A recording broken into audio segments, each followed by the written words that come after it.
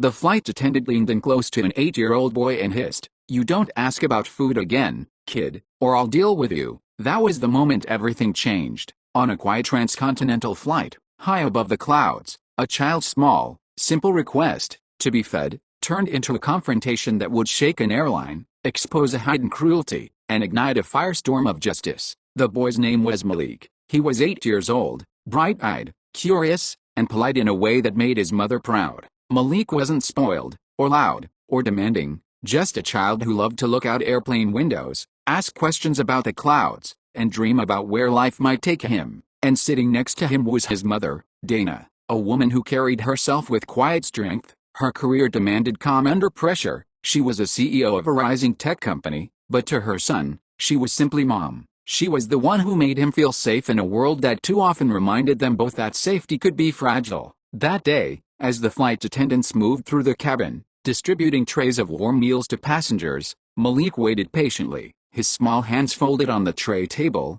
eyes flicking between the cart and his mother. But as meals were passed down row after row, his tray remained empty. When Dana finally asked why, the attendant's response wasn't just careless, it was cruel, a denial, followed by a threat that cut into Malik like ice. In that moment, every passenger nearby felt the tension, some whispering, others averting their eyes. The boy's shoulders trembled, his lip quivered, and Dana's heart, though calm on the outside, burned with a fury few could comprehend. It was more than just food, it was dignity, it was respect, and it had been snatched from her son in front of a plane full of strangers. But Dana didn't erupt. She didn't scream or create a scene. She simply placed a hand on Malik's back and whispered, "It's okay, baby, I'm here." Inside, however, she made a silent promise. This would not be ignored. Not today, not ever, because Dana understood something vital. Power, when abused, must be answered, and justice, though it sometimes comes slowly,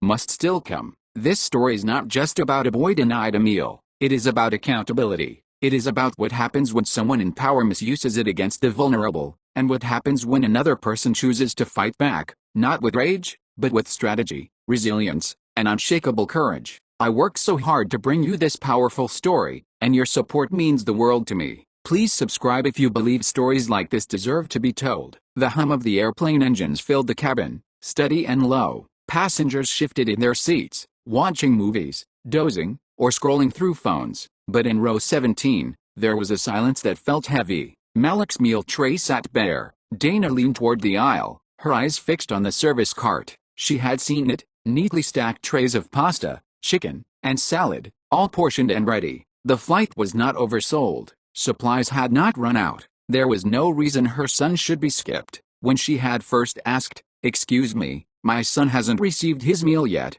the attendant hadn't even looked at Malik. Just a cold, dismissive response, "We're out." But Dana wasn't blind. She could see the meals right there, and when she pressed politely, pointing to the trays on the cart, the attendant's demeanor shifted from dismissive to hostile. She leaned down, lowered her voice, and threatened an 8-year-old boy. Passengers nearby froze. A woman in the row across covered her mouth. A man further back shook his head, but no one said anything. Malik's wide eyes darted between his mother and the stranger towering over him. His small fingers clutched the edge of the plastic tray, his knuckles pale. Dana inhaled slowly. Every instinct told her to unleash her fury, to stand, to confront the attendant in front of everyone. But she knew this was what the woman wanted, a scene that could later be twisted against them, a disruptive passenger narrative, an excuse. So Dana pressed her hand gently against Malik's back and said the only words that mattered in that moment, "It's okay, baby, I'm here." The attendant walked away, chin lifted, her heels clicking against the floor as though she had won some silent victory. But in truth, she had already lost, because Dana was not a woman who forgot. She reached into her bag, pulled out her notebook, and began to write names, times, exact phrases, the subtle details that people forget but that matter in the end. Witnesses were quietly approached later, kindly, discreetly. Would they be willing to confirm what they'd seen? Most nodded, some reluctantly, but they agreed. Malik sat quietly, nibbling on a snack his mom had packed in her purse. His appetite was gone, though, replaced by a gnawing unease. "Did I do something wrong?" he whispered. Dana's chest tightened. She turned to him, brushing his hair back with tender fingers. "No, sweetheart, you did nothing wrong." She was wrong. Still, she could see it in his eyes. The fear, the shame, The question every child asks when treated unfairly: why me? That night, in the plane, Dana realized she wasn't just a mother protecting her son. She was a witness to a greater truth: the way prejudice hides in plain sight, the way cruelty can disguise itself as authority. And she knew what had to come next. If you were in Dana's position at this point, what would you have done? Let me know in the comments.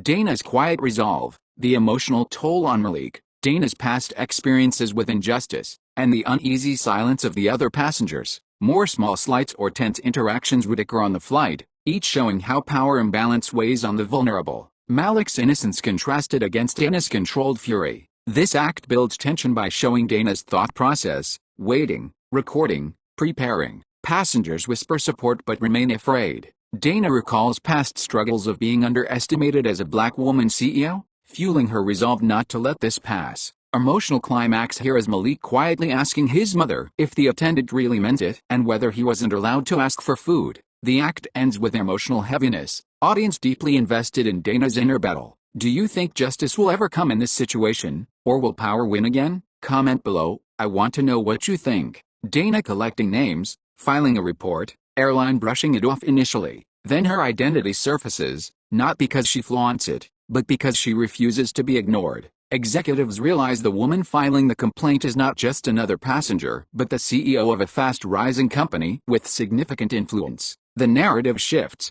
from dismissive treatment to alarm. Dana's collected evidence and witnesses give weight. She remains calm, professional, unstoppable. The airline executives feel the heat, fear scandal. The tone shifts from despair to rising justice. The airline investigates, witnesses confirm, and the flight attendant is terminated. The announcement is public, paired with promises of training and systemic change. Dana doesn't celebrate the firing. It isn't about revenge, but responsibility. The climax builds with cinematic imagery of corporate halls, boardroom decisions, media statements. Malik's safety and dignity are restored not just for him, but symbolically for all children who deserve respect. The emotional core: Dana kneels to her son and says, "She was wrong, but yes, we made sure it won't happen again." Malik's face lights up, relief flooding him. Justice feels real. Malik regains confidence. Dana's story inspires others. Airline implements reforms. Broader message: justice isn't spectacle, it's the quiet assurance that safety and dignity are protected.